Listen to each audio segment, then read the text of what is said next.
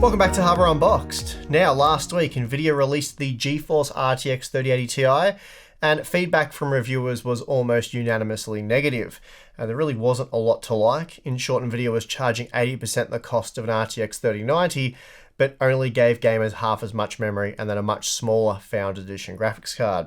Essentially, it was an RTX 3080 with 2GB more VRAM for a 71% increase in price, and the extra cores amounted to about a 10% boost on average, so a negligible performance uplift. For gamers, the RTX 3080 Ti was a serious flop, but for Nvidia it did allow them to cash in big time on silicon that wasn't quite good enough to be binned for use as an RTX 3090, extending their profit margins by roughly 70%.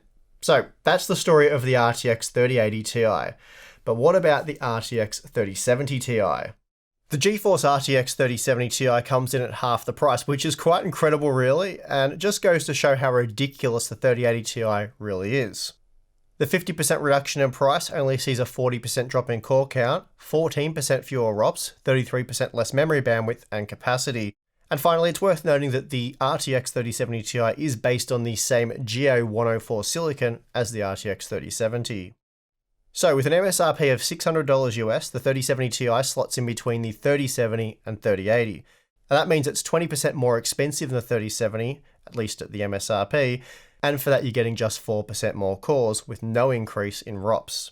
That's really a minuscule upgrade to the core, but thankfully Nvidia has tweaked the memory, opting to upgrade the GDDR6 memory with GDDR6X, though sadly it features the same 8GB capacity. The upgrade to 19 gigabits per second memory from 14 gigabits per second means that the 256-bit wide memory bus now has a theoretical peak bandwidth of 608 gigabytes per second, up from 448 gigabytes per second, so that's a 36% increase. This means while we're only looking at a piddly 4% increase in cores, the 3070 Ti does improve memory bandwidth by 36%. How much this will improve performance overall will likely vary from game to game, so that might help make the testing a bit more interesting. With that said, let's go over the benchmarks using the Founders Edition model, and please note all benchmark results are based on AMD and Nvidia GPUs running at the official specifications, so no factory overclocking. In total, I've tested 12 games at 1440p and 4K using our Ryzen 9 5950X test system, which has been configured with 32GB of dual-rank, dual-channel DDR4 3200CL14 memory. Okay, let's get into the results. First up, we've got Assassin's Creed Valhalla, and this AMD-sponsored title heavily favours Radeon GPUs, and for whatever reason, Nvidia has not been able to better optimise their hardware for this game. As a result, the 3070 Ti is 18% slower than the 6800 and 28% slower than the 6800 XT, so a massive performance difference there. When compared to the 3070, it was 11% faster, so not really a huge increase there, but I suppose it's about what I was expecting given the specifications. As we've seen many times in the past, Nvidia's 2xFP32 design does work better at 4K, and as a result the 3070 Ti is now 15% slower than the 6800 and 22% slower than the 6800 XT. So still pretty big margins there, but they are smaller than what was seen at 1440p. Unfortunately though, the additional memory bandwidth didn't help the 3070 Ti at 4K, as here it was just 7% faster than the 3070. Single-digit gains aren't really that impressive, especially given that we're looking at a 20% increase at MSRP. Shadow of the Tomb Raider is sponsored by Nvidia, though I consider this to be more of a neutral title, at least for rasterization performance, which is what we're looking at here. The 3070 Ti basically matched the RX 6800 with 130 FPS on average at 1440p, making it 14% slower than the 6800 XT, which isn't terrible given it's 8% cheaper, though it does only feature half as much VRAM. Then when compared to the RTX 3070, we're again only looking at single-digit gains. This time the 3070 Ti was 9% faster. Then at 4K, the margins look very similar. Again, the 3070 Ti matched the RX 6800, and that meant it was 12% slower than the 6800 XT. When compared to the original 3070 though, it was 11% faster, which is the biggest margin we've seen so far.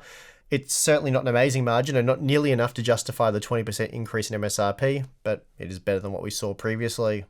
Watch Dogs Legion is another Nvidia-sponsored title, but outside of ray tracing support, it does work very well on both AMD and Nvidia hardware. Yet again, the RTX 3070 Ti is seen trailing the RX 6800, this time by a 5% margin, and that meant it was a whopping 20% slower than the 6800 XT. We're also looking at a rather pathetic 4% performance boost over the 3070. Moving up to 4K does see the 3070 Ti match the RX 6800, though it was still 15% slower than the 6800 XT and barely any faster than the standard 3070, so a pretty disappointing result overall. There are probably much cheaper GPUs you could use for playing competitive titles, but if you want around 300 FPS using the maximum visual quality settings, then the 3070 Ti will suffice, as it delivered RX 6800 light performance, making it just 13% slower than the 6800 XT, but also just 6% faster than the 3070. The 4K frame rates are also a lot less ridiculous, as here the 3070 Ti was good for 152 FPS on average, and that meant for the first time in our testing it was able to beat the RX 6800, albeit by just a 4% margin. Next up we have Horizon Zero Dawn, and once again the 3070 Ti is slower than the RX 6800, this time falling behind by a 6% margin, and that meant it was 16% slower than the 6800 XT. Not a terrible result, but it was only 7% faster than the 3070, so you have to wonder, what is the point? At 4K, we do see the 3070 Ti beat the original 3070 by a 10% margin, so we've crept into double digits there, but again, that hardly offsets the 20% increase in cost. Testing with Doom Eternal reveals similar margins between the 3070 Ti and RX 6800, though the cheaper Radeon GPU was still 4% faster, and the 6800 XT was 15% faster. But as we move to the 4K results, we do see something quite interesting. Firstly, it's well worth noting that at 4K using the Ultra Nightmare quality settings, Doom Eternal calls for 9GB of VRAM, and that's not allocation but rather memory usage. As a result, GPUs with 8GB or less VRAM struggle more at 4K relative to models with more VRAM than they did at 1440p, which only calls for 7GB of VRAM. As an example, the RTX 3080 was 27% faster than the 3070 at 1440p, but at 4K, that margin more than doubled to 59%. Now, the 3070 Ti, which does have the same memory capacity as the 3070, but the memory bandwidth has been increased by 36%, and that really helps here. At 1440p, the 3070 Ti was just 11% faster than the 3070, but at 4K, it's 18% faster. Not a massive increase, as the 3070 Ti is still bottlenecked by capacity, but we do see that the extra bandwidth does make a real difference. Moving on to the Death Stranding testing, we find some particularly disappointing results for the 3070 Ti here. It was 13% slower than the RX 6800 and 20% slower than the 6800 XT. But most disappointing of all was the margin to the original 3070. Here it was just 4% faster. That margin does increase at 4K, but even here the 3070 Ti was just 7% faster than the 3070, and that meant it was still 11% slower than the RX 6800 and 19% slower than the 6800 XT. Even in Cyberpunk 2077, the 3070 Ti isn't overly impressive. 73 FPS on average meant that it was just 7% faster than the original 3070 and 8% slower than the RX 6800. Then at 4K, we're looking at just 37 FPS on average using the high preset, so not ultra, and that's just a 9% boost over the 3070 and 5% slower than the RX 6800, or 16% slower than the 6800 XT. Borderlands 3 is an AMD sponsored title, though like Shadow of the Tomb Raider, I consider this to be more of a neutral title. The results here, for example, aren't that dissimilar to what we see in non-sponsored titles. The RTX 3070 Ti was 9% slower than the RX 6800 and 23% slower than the 6800 XT. That said, the results are very interesting, as the 3070 Ti was 17% faster than the 3070, and that's a much larger performance difference than what we've seen in pretty much every other title tested so far. A similar margin was also seen at 4K. Here the 3070 Ti was 18% faster than the original 3070, rendering 52 FPS on average, and that was enough to roughly match the RX 6800. Hitman 2 provides us with some fairly typical results with what we've seen thus far. The 3070 Ti was just 4% faster than the 3070 at 1440p, and that meant it was 7% slower than the RX 6800 and 17% slower than the 6800 XT. The 4K results are really more of the same. Here the 3070 Ti was 6% faster than the 3070, 7% slower than the RX 6800, and 18% slower than the 6800 XT. The second last game tested is Resident Evil 3, and we have yet another game where the 3070 Ti loses to the Radeon competition. Although it was 12% faster than the 3070, it was still 9% slower than the cheaper RX 6800 and 17% slower than the 6800 XT. It improves a little at 4K, but even so, it was still 4% slower than the RX 6800 and 15% slower than the 6800 XT. Now for the last game we're going to look at, F1 2020, and here we're finishing on a rather weak note for the RTX 3070 Ti. Nvidia's new $600 US GPU was just 3% faster than the $500 version they already sell, and that meant it was 11% slower than the RX 6800 and 19% slower than the 6800 XT. Even at 4K, the 3070 Ti receives a dusting, losing to the RX 6800 by an 11% margin, and then to the 6800 XT by a 21% margin. Okay, so here's a summary of all the results just seen, and there's no surprises here. At 1440p, the RTX 3070 Ti was on average 8% slower than the RX 6800 and 18% slower than the 6800 XT, while it only beat the original RTX 3070 by a mere 8% margin. I'm really not sure what else to say about these results, so I suppose let's move on to the 4K data. At least at 4K, the RTX 3070 Ti is able to pull out a double-digit gain over the 3070, if only just, beating it by 11% on average. That meant it was 5% slower than the RX 6800 and 16% slower than the 6800 XT. When it comes to power consumption, the RTX 3070 Ti consumed significantly more power than the RX 6800, increasing total system usage by a whopping 20%, and that's a significant increase when factoring in the entire system usage. Lastly, here's a look at two AIB models that I received in time for this review, the Asus RTX 3070 Ti Tough Gaming, as well as the MSI RTX 3070 Ti Supreme X. Both are excellent models. The Supreme X 3070 Ti was incredibly quiet and couldn't be heard over the case fans, while the Tough Gaming was audible, but no louder than the Founders Edition despite running 16 degrees cooler. So noise normalized, I'd expect this Asus and MSI model to be very similar. Okay, so that's our look at the new GeForce RTX 3070 Ti.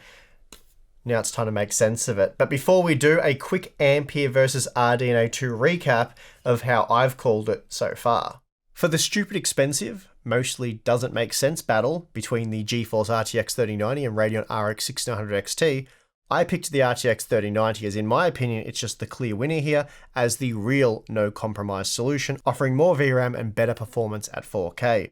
If you have money for the best, and you want the best, the 3090 is at least that. The 6900 XT on the other hand, it's a compromise, and at $1,000 US it makes less sense than the 3090 at $1,500. Next we have the battle between the RTX 3080 and RX 6800 XT. Again, I went with the Nvidia GPU when making my 30 game benchmark analysis. In short, the GeForce GPU offered a similar level of performance at 1440p, with slightly better 4K results. But the deal breaker for AMD was the lack of a DLSS-like technology, weaker encoding support, and immature ray tracing. Then picking between the RTX 3070 and RX 6800 has been difficult, and ultimately I've been unable to decide on this one. The 6800 benefits from a significant increase in VRAM, doubling what the 3070 offers to 16GB, so that's nice and should see the Radeon GPU age far better. But the lack of a DLSS competitor, and at that point in time I should note that FSR was yet to be announced, and Nvidia's better encoder and ray tracing support, it was difficult to say which way you should go, assuming both were readily available at or very near to the MSRP. Then we had the RX 6700 XT versus RTX 3070 battle, and once again for that one I went with Nvidia. In my opinion, the 6700 XT just wasn't priced competitively enough, and with the shortcomings of Radeon GPUs that I've mentioned a few times now, the RTX 3070 just seemed like the better deal. So that's where we are today. The RTX 3080 is the best choice at its price point, and the RTX 3070 fought off the 6700 XT relatively easily, but it's been a bit of a struggle with the RX 6800, as in my opinion there's no clear winner there. As for the new RTX 3070 Ti, how does it slot into all of this? With an MSRP of $600, it's priced to compete with either the RX 6800 or RX 6800 XT. It's 3.5% more than the 6800, but 8% slower, and then 8% cheaper than the 6800 XT, but 18% slower. So that doesn't look good, but I think to really simplify this, we'll just remove AMD from the equation and just focus on Nvidia's own products. The simple formula here is this. The RTX 3070 Ti costs 20% more than the 3070 and is on average just 8% faster, and in fact under no conditions prove that it could make up that difference. So it does literally nothing to strengthen Nvidia's position against AMD or their own existing Ampere products, and worse still, it offers gamers nothing new. There's no extra VRAM here. Gamers get nothing other than a small performance increase to justify that extra $100 over the RTX 3070. So if AMD's FSR turns out to be decent, which might be a bit of a big if at this point, but we'll know soon enough, then the RX 6800 would be the obvious choice over the RTX 3070 Ti. So again, I don't see what this new GPU does for Nvidia or gamers, other than the fact that, like the RTX 3080 Ti, it does allow Nvidia to sell higher quality silicon at a higher price. There's not much more to say here. The RTX 3070 Ti is a much better release than the RTX 3080 Ti, and yet it still ended up being rather pointless. So with that, I'm going to end this review and get back to testing some of the older GeForce GPUs that I really liked from the Pascal generation, parts like the GTX 1060 and 1070, to see how they're holding up in 2021 and if they're viable options on the secondhand market. So if you liked this video, please do give it a like. You can subscribe for more content. You can also support the channel directly over at Patreon or Floatplane. Links for those are in the video description. You get access to the monthly live stream with Tim and myself, Q&As, behind the scenes content, and our awesome Discord server. Really great community over there. So if you're interested, as I said, links for that stuff is in the video description. If not, perfectly fine. And I would like to just thank you for watching this video. I'm your host, Steve, and I'll see you again next time.